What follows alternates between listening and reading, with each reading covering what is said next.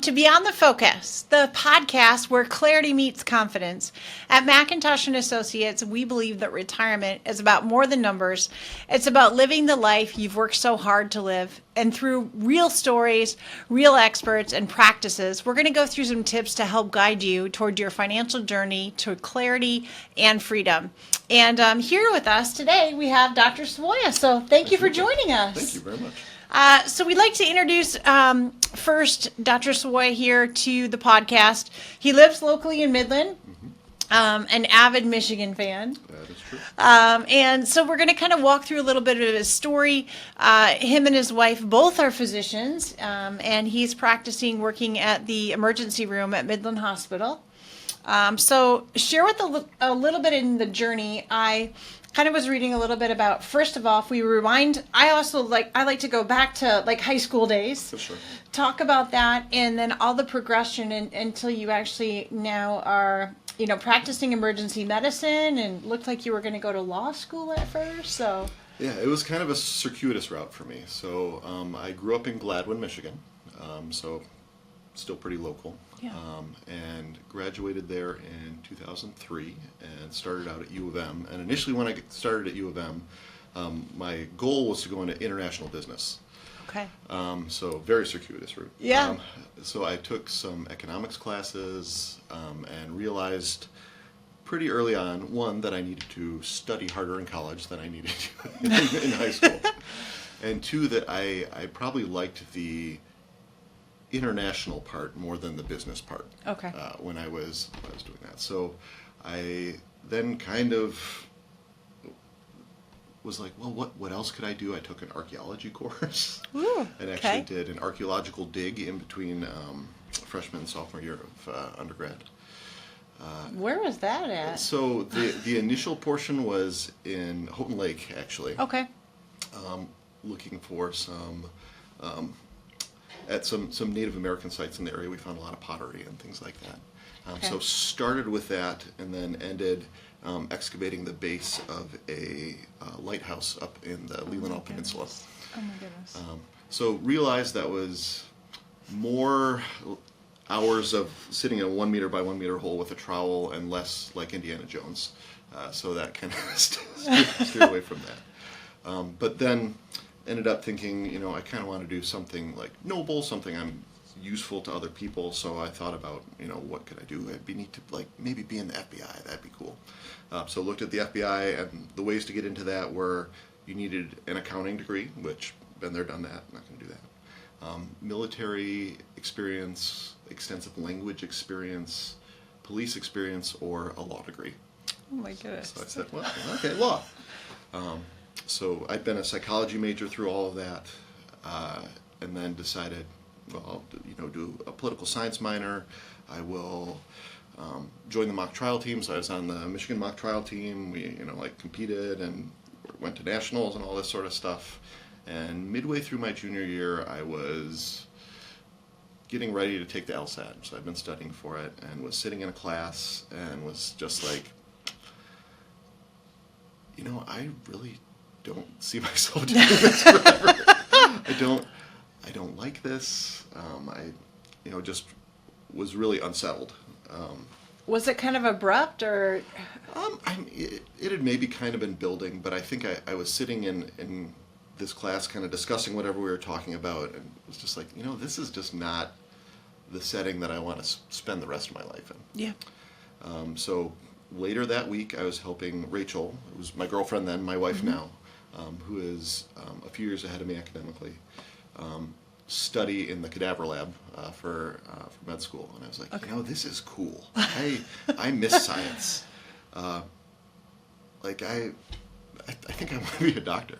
And I remember telling her that, and she was like, you're crazy, because this is, second semester of my junior year. And then, eventually, we prayed about it, talked with my dad, talked with, a lot of people were like, you know what, we'll do this. And she got on board and was like, okay, these are all the classes you have to take. These are what you got to figure out.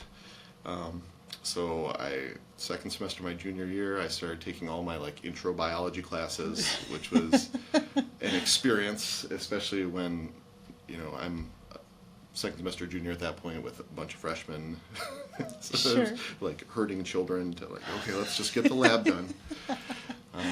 And then was able to still finish in 4 years, but I had to take my MCAT kind of off cycle. So worked for a Okay. year in a research lab down there in Ann Arbor, and then started med school the year after that. Oh my goodness. And through all of that, and you really having this pivotal moment, being in the lab, that's so neat with Rachel, and then talking to family, what do you feel was the moment that, because even for our listeners, like so many people that are juniors, even in high school right now, are feeling the pressure to start deciding where might I want to go to college, what might I be interested in.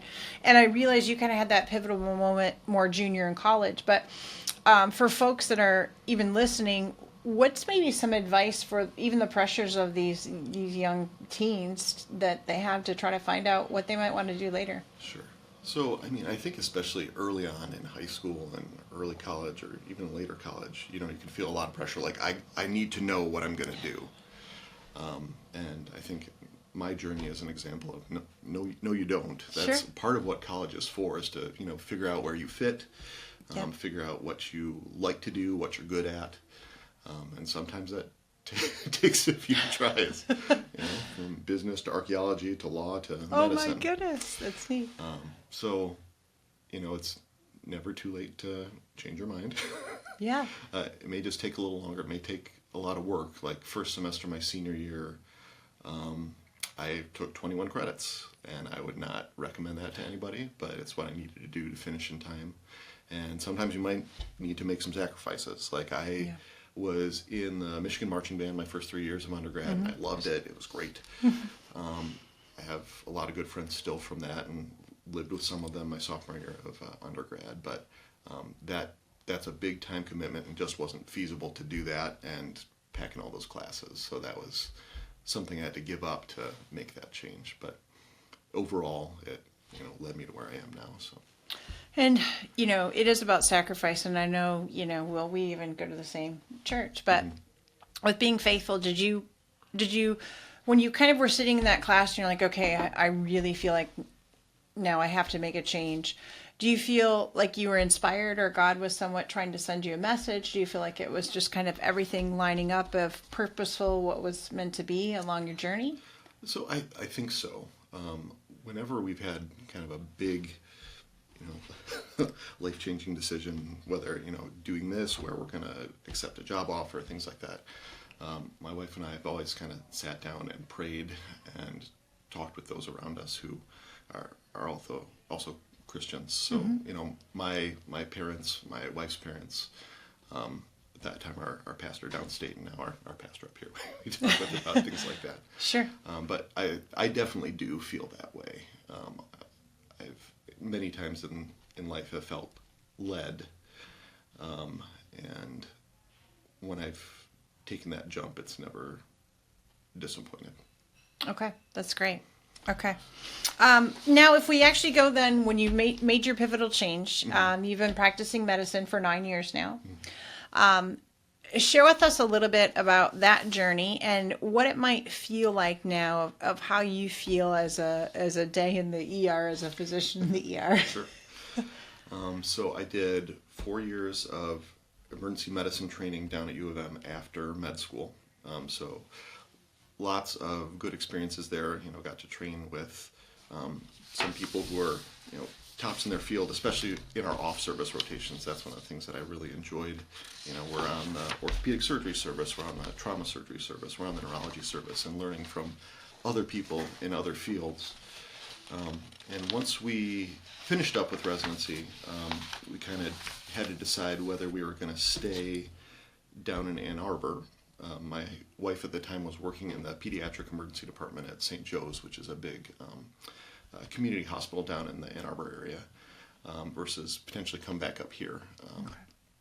And that was another kind of one of those decisions where, my family is up here. At that time, we had 2 very young kids. So having family nearby, and, in general, it's a lot cheaper to live out here than it is in Ann Arbor. Yes. So, we kind of put all that together with family support and lower cost of living, and we could actually both work a little less up here to have more time for family and each other. So that was kind of a big driver in deciding to come back up to Midland. So I've worked in Midland and now work a little bit in our departments in Bay City, Clare, and Gladwin, so kind of all over the central Michigan area. So it's nice. It's a lot of good variety. There are different patient populations in each of the spots. So it kind of keeps you on your toes. Yeah. We see everybody from, newborn babies to, I think I've seen a 103-year-old. Wow. Okay. And yeah, everything from like a cold to people who are really, really sick. And any of that can walk in at any time. That's kind of one of the things in med school. I liked little bits of all the different rotations, but I knew I didn't like being in clinic. I liked, and I'm kind of a person who likes not knowing what my day's going to be like. So yeah. The emergency department is very much that. Oh, I bet. Yeah. Yeah, it's been a good, it's crazy, 9 years now since we came up here, but the hospital is great. My partners at work are fantastic, so it's really been a good situation. And so it's a good mixture too. Then, if the places that you're working at is great, the team members, right, all on the team, kind of working together and collaborating together. What helps you then? Would you say to be prepared? Because let's face it, some people love having a rigid structure, right? Routine and structure. I would say being an ER physician, that would be anything but routine. That is true. For what you see. So how do you feel that you prepare yourself for your days that you're treating patients and setting up for, because if I understand right, too, you work a variety of different times and shift schedules. So yes. Why don't you share with the listeners and viewers how you kind of set that up for yourself? So I work about 2/3 night shifts, actually, and a third day shifts, and that can be all over the place. So I may work, a couple nights in Bay City, and then a night in Gladwin, and then a couple nights in Clare. So having a good calendar is helpful for that. I've only once showed up in the wrong place. There you go. All right. And then, just being confident in your skill set is part of it. Like, I felt very well trained coming out of residency. They did a very good job of exposing us to a very broad array of things, and especially when we were rotating down at U of M, things from all over the state get transferred there. So you see, in medicine, we talk about zebras. So one of the kind of idioms that you learn early on in med school is when you hear hoofbeats, think horses, not zebras. Like what's the most common thing that's causing this, as opposed to what's the most obscure disease. Oh, okay. But when you train at a big tertiary care center like U of M, you see some of those zebras, so you get some experience with some of the more obscure stuff. So that's part of it. Being able to count on your team, like I said, especially early on when I first got here, my group only staffed Midland, so there were always other more senior physicians around me that I could bounce ideas off, talk through things with. Our nursing staff was great, and are people that I can count on to let me know if someone is, hey, this patient is sick, you need to see him sooner. So that's always been helpful, and I've always actually, since residency, before I go into shift, said a little prayer to settle myself, get myself in that mindset before I walk in. So that's something that I have done since I think my first ICU rotation. Okay. As a resident. And that's excellent, just to kind of pause, have a brief moment in prayer, so that God can help walk through whatever you might see at that shift time. What would be a normal, so if you go in for a shift, normally, how many different people on average might you be seeing, would you say? So it depends on the day. Classically, Mondays are our busiest day. Okay. And that's across every emergency department I've worked in. At Midland, typically the most we'll see is like 25 patients in a 10-hour shift. At the smaller facility, so in Midland specifically, there are at any given point 4 or 5 doctors and a couple either PAs or NPs working during the day, just because it's our busiest emergency department. But at some of the smaller sites like Bay City or Clare or things like that, there will be one physician for a 12-hour shift, and sometimes that's it. And in a couple of the sites, there's a physician and then a PA or an NP. But like at the sites where there's just you, I've seen 37 patients in 12 hours, and that's a lot. Wow. That's a bad day. That's a lot of people. Especially when they're sick. Yeah. But I think that's the most I've ever seen. Okay. I was very tired after that shift. Yeah, I bet. What would you say to, obviously, you kind of walk in, you have a plan, you know that you like things that are more spontaneous and ready for your day. When it comes to making sure that you have a plan and being prepared, how important do you think that is, even with other factors in how they feel? What are some things that you're seeing that is your areas of expertise of hearing horse hooves and hoping that it's not your zebra? It's a really nice analogy. I like that. Versus how are you and the team nurturing them during a time of pain, fear, fright? Yeah, exactly. So, there are plenty of times where just based on the triage complaint, I have an idea of what I think might be going on. Okay.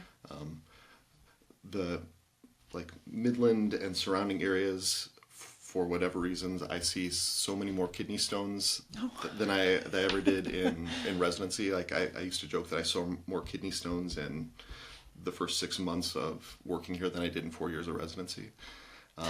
And people have a very specific complaint and oftentimes a very specific look when they're in pain from kidney stones. Okay. But I've done it for long enough now that a lot of it is pattern recognition. Okay. But as far as nurturing people when they come in, a lot of it is just how you present yourself. There have been a lot of studies that if you just sit down when you're talking to people, it in their mind makes it seem like you were in the room for 10 minutes longer than you were. Mm-hmm. So a lot of it is just sitting down, kind of repeating back what they say. I like to try to do kind of a recap at the end of our talk to be like, so, you've had chest pain for the past 4 hours, this is what makes it worse. You've never had anything like this before. Is that right? Is there anything I'm missing? Just to make sure they, one, know that I've been listening to them, and two, to make sure that there's not anything that, while they've been talking to me, they kind of, oh yeah, and then there was this. Okay. And then, I walk out of that room knowing, these are the labs I need to order. This is the imaging I need to order. And then we kind of circle back around once I know more. And it kind of moves from there. And, sometimes that lab and imaging lets me know, well, I got to do something else. We got to get an ultrasound to take a look at your gallbladder or something, something along those lines. So, sometimes there are a few iterations of that, but that's kind of the general framework of how I go through a patient encounter. Okay. And what I think is nice about that is it kind of follows a process, right? So you have a process of already having the triage information, right? Then you can meet with the patient, hear what they have to say, assess them, and then start making your progress from there and kind of following through. And I really like that too, because sometimes even when we talk about things that you're doing as an ER physician, quite comparably actually to even what we're trying to do for focus with some of our families that we're serving, it's all about people. And listening to them and understanding, and then having the right skill set and training to be able to react, right? And I could, just you even being in the ER as a physician, even here you have a nice soft tone, you're relaxed, easy to communicate with. We were there once with our daughter Haley, and she had had to go in there and had, a minor injury to the back of her head. But even during that time, she was very nervous, right? She felt like she couldn't get the bleeding to stop. And Thankfully there wasn't more than that. We were blessed, and it was a fall off a horse. But it's these things that you see of just kind of assessing the situation, listening, and moving forward. Yeah. And one thing that, we always try to keep in mind is that, like, this is my everyday job, but for many people, when I see them, it's the worst day of their life. So keeping that in mind, and, always kind of bringing it back to, this, what I'm experiencing and what the patient are experiencing may be very different. Sure. So just try to keep in mind that, to be calm and empathetic. Yes, empathetic, listening ear, show some clarity. If we're even looking to that, we asked you a couple of questions too, I know, about even your current season of life. We'll kind of come back to what does focus mean to you, since this is beyond the focus, and really how are we, number one, listening to yourself in your inner being of these transitional changes, right? To come out and now be doing, being an ER physician for 9 years. But also how it kind of goes into time spent with where do we spend our energy and resources when it comes time to saving for later. I know your family loves to travel. You have 2 wonderful daughters. So how might some of the focus things that even we do here as a firm foundation for your family, how does that help to set some of the stages for you currently and in the future? Yeah, absolutely. So early on, we started putting away money in college accounts for the girls. So like right out of residency. And my group is nice in that they're very good at, supporting us with our retirement accounts. So we've always kind of fully funded that to make sure that that's building from the get-go. And that's one thing that's interesting. I've noticed as we've gotten kind of further on, when we interview new candidates, a lot of people are looking at, like, what's the upfront number, what's the dollars per hour, and not paying as much attention to the retirement side of things. And it's sometimes hard to impress on new grads that, like, compound interest. You're you're set up well early on from your retirement stuff, you're gonna be able to retire earlier. You're gonna have more later on, as opposed to just focusing on this kind of upfront number. So we've always tried to be kind of good stewards of that. And then we tithe 10% of our income, so that's something we've done we've done since we were married. So kind of split between our church and some Christian summer camps that we grew up going to. Great. Okay. And then just kind of resource-wise, our daughters, as you said, are kind of in, they're 11 and 13, so they're kind of in the age where we're starting to realize, hey, they're not going to be around here with us forever. So we definitely try to be, I guess, very specific about spending time with them. So when the pandemic hit, we were like, we're closed up in this house. What can we do to, still make memories and still do something where we're kind of self-contained and maybe travel. So that year we started renting an RV every summer and doing a big kind of camping trip to a national park. So the first year we drove out to Yellowstone. We've been to Maine. We've gone out to Utah to do the kind of Big Five there.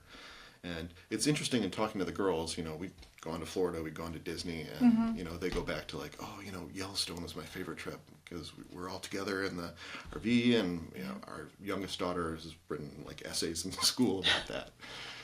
So, just taking the time to, spend those moments with family has been big, especially now when, we're realizing our oldest, she's be ready for college in 5 years, which is insane to me. But it goes by too fast. Yeah.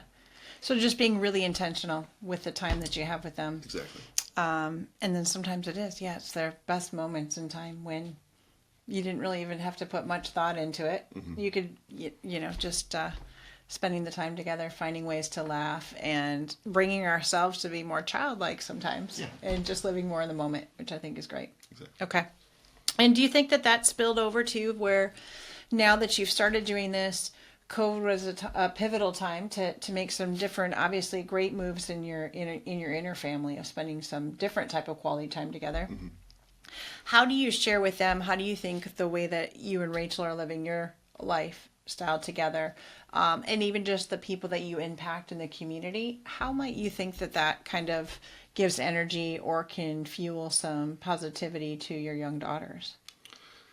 Well, I think we try to show them that we're kind of being good stewards of our money, but also, that it's important to give back. And it's been nice to see both our daughters are involved in the youth group at our church, and they've done some, actually kind of regularly now, some visits to the local homeless shelter where they go and serve food and just get to know people that they probably wouldn't otherwise meet. So kind of really encouraging opportunities like that, and to whom much is given, much is expected. So we kind of want to encourage that and kind of show that through how we live and how we spend our money and things like that. Sure. Okay.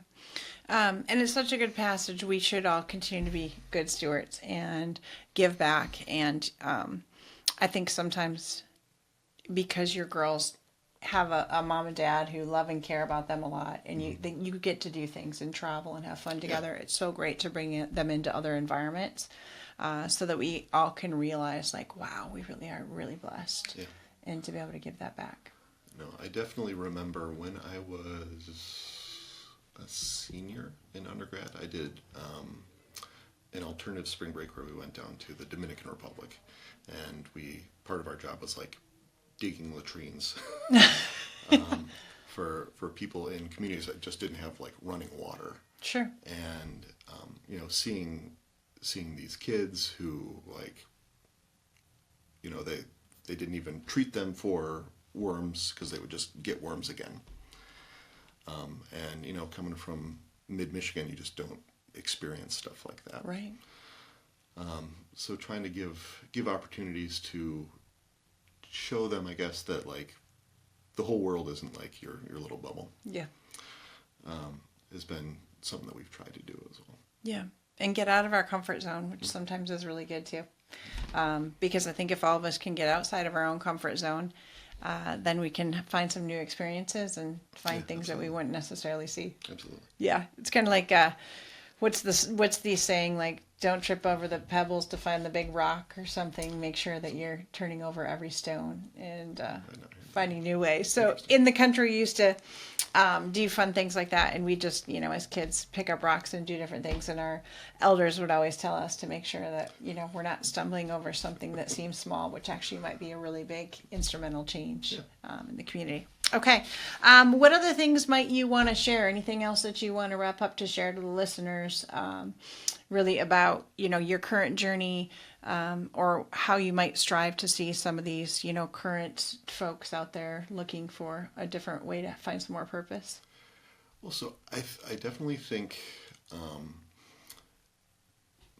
making sure that you're taking the time to see opportunities in the now and not just thinking about, oh, I'm going to do that in the future. I don't know how many times I've had to break bad news to somebody in the emergency department and heard them say, oh, but he just retired, or oh, but we were going to travel, or things like that. So be forward thinking and, smart with your money, but don't miss out on the opportunities to like make memories and do things like that now. Yeah.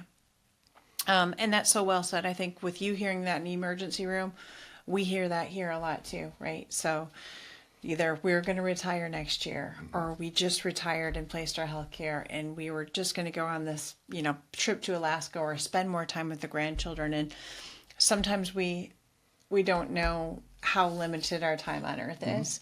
And so we sometimes see folks that will delay retirement to have more time to do the things that they were thinking that they could do and check off on those bucket lists later. And other times it's about being diligent, as you said. We don't know how much time that we have, and I feel like we need to do some of these things while we're still younger and feel like we have a lot of life in us yet to still do them. And then I also think it goes back to even what you said. We're instrumentally trying to help folks make good decisions so that later they can live a great retirement. To same as what you've been doing, tithe, save, put money away. It's not always how much can I have today, or even taxes, not how much can we save today. We really need to look into the future and plan out these moments in time of great things to do together. And I mean, look by what you've done, Dr. Sawaya, you're going to be able to retire early. You've already done some great things with your family. You can make some more instrumental changes. I think even to the listeners hearing, it inspires kind of the young listeners that might be, in their teens to early 20s, and they're like, I don't think I have it all figured out yet. And most of us don't ever have it all figured out. We're all on this journey, but that it's okay to make change, and it's okay to not know, but to continue to have kind of that pivotal pull, and especially folks that are believers and faith-based, you kind of always have that guiding light that we can make adjustments and do this together, which is wonderful. Okay. To close up, I usually ask a little bit about either a book or something that's inspiring to you. Sure. Sounds like you recently just read The Voyage of the Dawn. The Voyage of the Dawn Treader. Yep. So that's one of the Chronicles of Narnia books, and it was one of my favorites growing up. And I just finished it with my daughter. We're going through that, and it's just, to me, an example of setting out and having a goal. So in the book, Prince Caspian is out to find these lords who had supported his father, who are kind of scattered on these islands. So he has a goal, but he's open to kind of the wonder and the unknown and the adventure out there. So I just have always liked that. Oh, that's great. And you obviously really like the unknown on a day-to-day basis. That is true. So it makes it really neat, and it's probably inspiring too, because there's so many things that we haven't even experienced yet, and that there's so much more that we all want to experience that most of us don't always get the chance to do all of that. So live in the moment, I think, is great. And I really think just with, kind of wrapping up, it's great to have folks kind of join this episode here of Beyond the Focus, and it really is inspiring to continue to have folks come together, hear about different stages of life that we might walk through that we can really inspire each other. If you want more resources on this podcast, please visit our wealthmichigan.com website. Feel free to reach out at the office, and really stay humble and be inspired about what we've heard from Dr. Sawaya today, and making changes and just kind of living in the moment, and don't always wait for tomorrow, because we're not sure what that will bring. Well, thank you for joining us. Thank you for having me. We appreciate it. Well, until next time, stay tuned and have a fabulous day.